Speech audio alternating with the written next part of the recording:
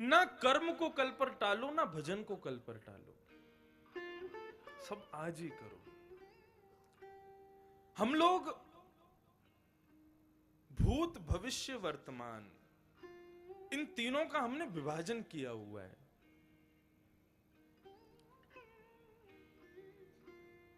भूत का हम लोगों ने किससे विभाजन किया है?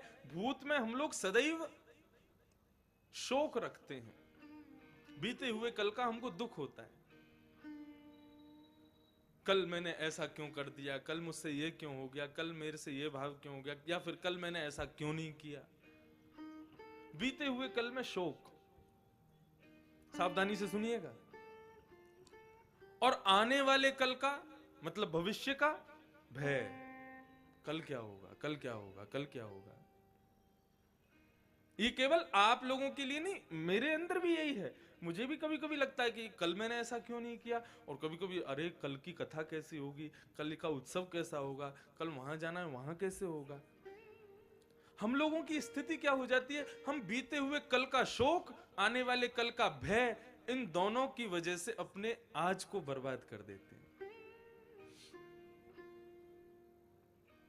भजन में कटौती हो जाती है, कथा में कटौती हो जाती है, सबसे बड़ी बात आपके चिंतन में कटौती हो जाती है।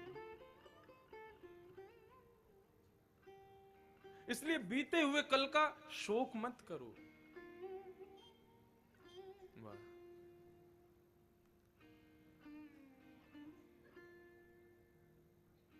क्या सोच करे पागल मनवा, जो बीत गया सो बीत गया,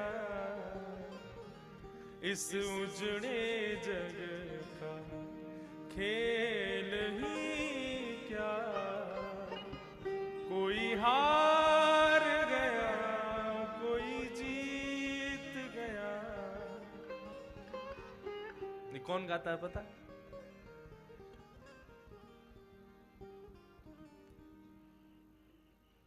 ये रावण गाता है कि मेघनाथ गाता है? कौन? रामायण में हमने सुना था, कौन? कोई तो गाता है इसको। क्या सोच करे पागल मनवा, जो बीत गया सो बीत गया, जो हो गया सो हो गया ना, अब उस पर विचार क्यों करना, ठीक है आगे से नहीं करेंगे, ये भाव रखो। अपराध किससे नहीं होता? सबसे होता है। कोई संत बन जाए, कोई कथा वक्ता बन जाए, कोई महाराज बन जाए और उससे फिर कोई अपराध ना हो, ये भाव कभी मत रखना, सबसे अपराध होता है। लेकिन अपराध करने के बाद में उस अपराध का शोक नहीं मनाना चाहिए, ये भगवान कह रहे हैं गीता में। अपराध का शोक नहीं, अपराध का प्रायश्चित होना चाहिए कि अब नहीं करूंगा, ठीक है अब हो गया ना, अब खाई सो खाई, आगे खाई सो राम दुहाई, अब नहीं करूंगा मैं, मुझसे अपराध हो गया।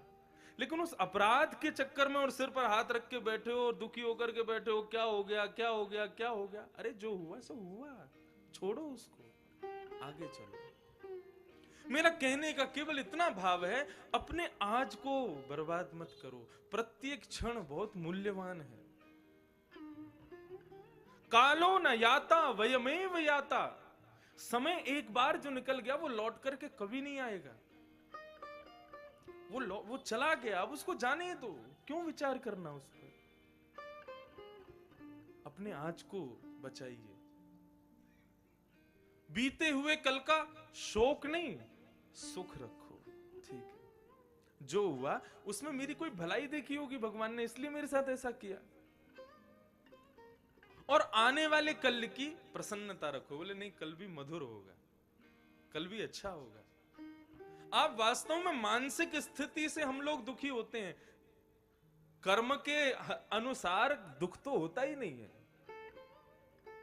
भगवान ने दुख कर्म के अनुसार नहीं, मानसिक के अनुसार बना, मन के अनुसार। मन में सोच लिया आपने तो फिर वो दुख बन जाता है, उसको विचार ही मत करो।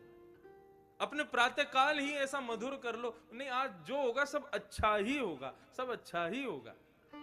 बड़ी प्रसिद्ध कथा, सदैव विचार करो जो होता है अच्छे के लिए होता है। एक राजा वन में गया शिकार के लिए, शिकार के लिए वन में गया तो वन में सारी सेना उसकी छूट गई, केवल एक महामंत्री साथ में था। अब राजा ने हिरण देखा होगा, हिरण देखते ही उसने अपने जैसे ही बाण निकाला है तसले से, तो बाण का नुकीला भाग उसकी उंगली पर लग गया और उसके कारण उसकी उंगली से रक्त आ गया। महाराज जी ऊपर पधारे, यहाँ विराजे, जाओ यहाँ पधारे।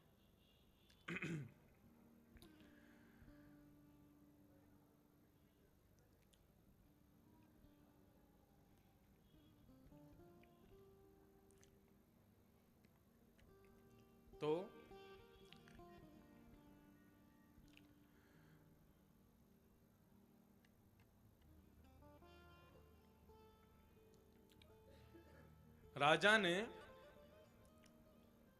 जैसे ही वो वाण निकाला तो उसके अग्रभाग का नुकीलापन उसकी उंगली में लग गया। अरे नहीं,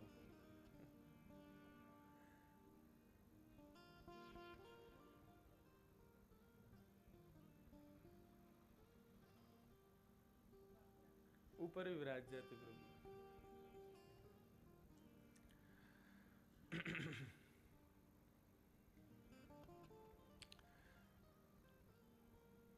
तो राजा ने जैसी बाण निकाला, नुकीले भाग से उसका हाथ कट गया और उसमें से रक्त निकलने लगा।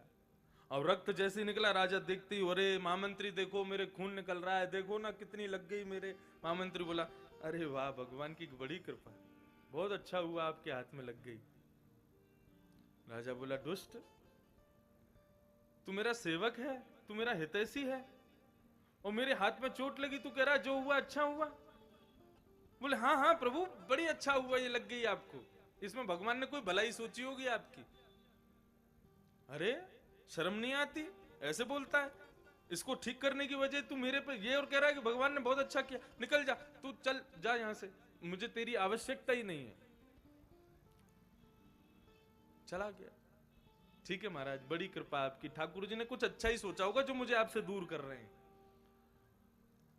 अच्छा, इतने में भी तेरा गुमान नहीं जा रहा, अब भी कह रहा भगवान की बड़ी कृपा। वो नहीं, कृपा ही है प्रभु, आप मान लो, आपके हाथ में लगी ये भी कृपा, और आप मुझे अपने राज्य से निकाल रहे हैं ये भी भगवान की कृपा।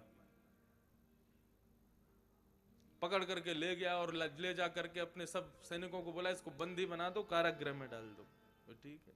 अब राजा ने अपनी मल्लम पट्टी वगैरह अपनी उंगली की करा ली। बोले, महामंत्री बड़ा बेकार बोलता, जो हुआ अच्छा हुआ। दूसरे दिन राजा फिर आखेट को गया, सारी प्रजा कहीं रह गई, अकेला राजा रह गया। अब अकेले राजा को प्यास लगी तो व्याकुल प्यास से कहीं घूमने लगा, तभी कोल भीलों ने उसको पकड़ लिया। अब कोल भील अपनी देवी को प्रसन्न करने के लिए किसी नर की बलि चढ़ाने का प्रयोजन कर रहे थे। उन्होंने राजा को ही पकड़ लिया, बोले राजा बढ़िया है, इसी की बलि चढ़ाएंगे। राजा को पकड़ करके ले गए, जल में स्नान कराया, 56 भोग पवाए, उसको एक पेड़ से बांध दिया। और कोल भीलों के जो स्वामी थे, जो पंच थे, उन्होंने आकर के राजा को देखा, बोले अच्छा यही बलि है? बोले हाँ यही बलि है देवी की। इसका शरीर देखो कहीं से खंडित तो नहीं है। राजा ने तुरंत उंगली उठा दी, उंगली खंडित है मेरी। अरे इसकी तो उंगली खंडित है, इसकी बलि नहीं चढ़ेगी, छोड़ दो इसको, जाने दो।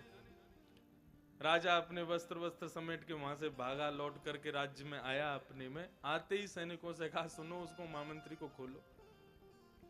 महामंत्री को मुक्त किया। महामंत्री ऊपर आया, बोले जी हुकुम करिए प्रभु। बोले भैया तुमने बड़ी बढ़िया बात कही, तुमने कहा कि बढ़िया हुआ मेरी उंगली में लगी, अगर उस दिन उंगली में नहीं लगी होती तो आज गला कट गया होता मेरा। बहुत बढ़िया कहा तुमने।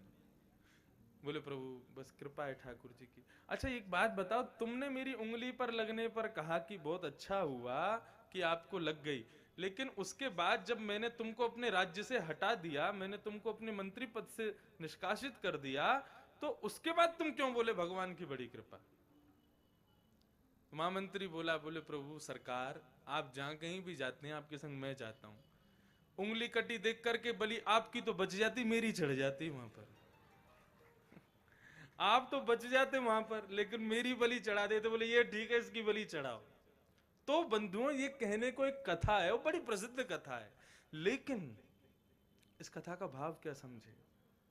हमारे जीवन में जो कुछ भी होता है, आप उसको दुख मानोगे तो वो दुख है, लेकिन वास्तव में यदि आप ये विचार करो ना, नहीं ठाकुर जी ने कुछ अच्छा सोच के रखा है इसीलिए ऐसा हो रहा है, होने दो, तो वास्तव में वो दुख दुख नहीं रह जाएगा, सुख भी नहीं बनेगा, वो आनंद हो जाएगा।